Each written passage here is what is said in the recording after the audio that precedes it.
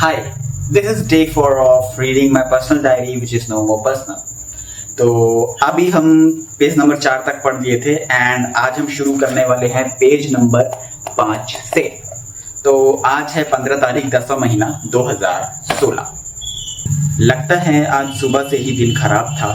सुबह पापा ने उठाया कि दौड़ने जाओ, पर मैंने उनसे कहा कि अभी बस 5 मिनट सोने दो, 5 मिनट बाद उठ जाऊंगा। एंड जब उठा तो 1 घंटा बीत चुका था।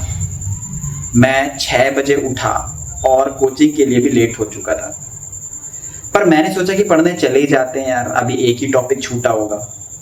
मैंने हाथ मुंह भी नहीं धोया और साइकिल उठाई और भगाना शुरू कर दिया। लगभग 15 मिनट में मैं कोचिंग पहुंच गया। जब कोचिंग पहुंचा तो पता चला कि अभी एक भी टॉपिक नहीं छूटा है, क्योंकि कोचिंग में कुछ बाहर से कॉलेज वाले आए थे अपने कॉलेज का एडवर्टीजमेंट करने के लिए। कुछ दिन से मेरे मन में एक इच्छा जागृत हो रही है और वो थी जिम्नास्टिक की इच्छा। मैं कई दिनों से फी पता करने की कोशिश कर रहा था, पर कभी कोच नहीं मिलता था तो कभी मेरे को समय। आज मैंने सोचा कि आज सब कुछ पता करके ही आऊंगा।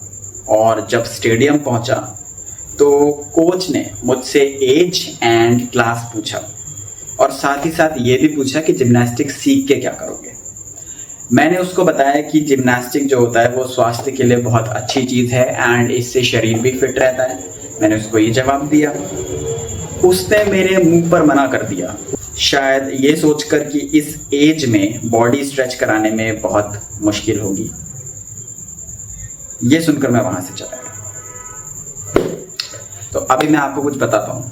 यहाँ पर जो मैंने लास्ट में लिखा है कि कोच ने मुझे सिखाने से मना कर दिया, मुझे एंट्री नहीं दी जिम्नास्टिक क्लास में। मैंने इस डायरी में रीजन लिखा है कि मेरी एज बहुत ज्यादा हो चुकी थी, तो शायद कोच को ऐसा लग रहा होगा कि इस एज में मुझको स्ट्रेचिंग कराने में बहुत प्रॉब्लम आने वाली है। बट ये मेरा उस टाइम का पॉइंट ऑफ व्यू था जो मैंने यहाँ पर लिखा था। पर अगर आज की दृष्टिकोण से मैं इसको सोचूं तो मुझे ऐसा लगता है कि शायद उस कोच ने मुझे जिम्नास्टिक सिखाने से इसलिए मना किया था क्योंकि एक तो मैं 16 साल का था एंड दूसरा जो मेन इशू था, जब कोच ने मुझसे पूछा था कि जिम्नास्टिक सीखकर तुम क्या करोगे, तो मैंने उसको वो रटे रटाए आंसर्स दिए कि जिम्नास्टिक स्वास्थ्य के लिए अच्छा होता है एंड जिम्नास्टिक से शरीर फिट रहता है। अगर मैं उसको ये आंसर देता कि मैं जिम्नास्टिक सीखकर देश के लिए गोल्ड लेना चाहता हूँ एंड ओलंपिक खेलना चाहता हूँ या ये खेलना चाहता हूँ या वो खेलना चाहता हूँ, मतलब अगर मैं उसको ऐसे आंसर्स देता तो शायद कोच इम्प्रेस होता, वो मेरे अंदर की स्पिरिट देखता एंड मुझे, भले ही मेरी एज 16 थी, मुझे एंट्री देने के बारे में एक बार सोचता। लेकिन जो मेरे वो रटे रटाए आंसर्स थे कि इससे शरीर फिट रहता है, ये स्वास्थ्य के लिए अच्छा होता है, इसकी वजह से मेरे कोच ने मुझे एंट्री नहीं दी। यहां से मुझे ये चीज सीखने को मिलती है कि आपकी जो समझ होती है वो धीरे धीरे डेवलप हो रही होती है, और जब तक आपकी जो सोच है वो एक टाइम पर विकसित हुई है, आप उसी सोच के अराउंड, उसी सिचुएशन के अराउंड ही सोचते हो एंड कंक्लूजन निकालते हो कि क्या चीज सही है, क्या चीज गलत है।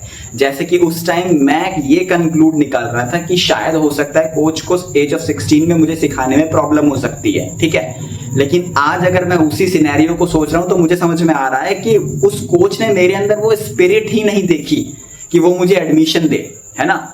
तो सोच धीरे धीरे विकसित होती है एंड उसी हिसाब से आपके पॉइंट ऑफ व्यू भी सुधरते जाते हैं। जैसे जैसे आप ग्रो करते जाते हो, जैसे जैसे आप चीजें सीखते जाते हो, जैसे जैसे लाइफ में लेसन्स लेते रहते हो, उस हिसाब से आपकी सोच भी डेवलप होती है। उस हिसाब से आप सही गलत के बीच में जो माइनर एक लाइन होती है, आप उसको भी देख पाते हो एंड अपने डिसीजंस केयरफुली ले पाते हो।